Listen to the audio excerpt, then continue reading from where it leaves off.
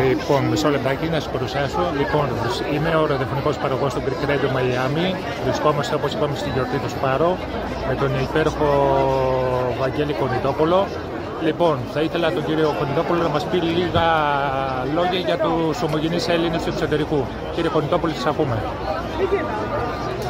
Καλησπέρα.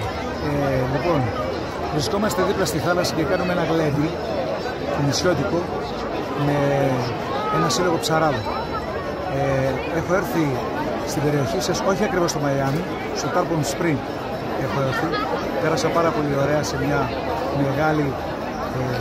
ένα μεγάλο tour που είχα κάνει στην Ανατολική Αμερική. Τώρα έχω αρκετά χρόνια να έρθω.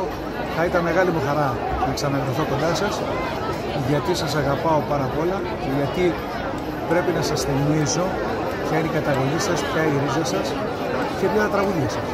Να είστε καλά.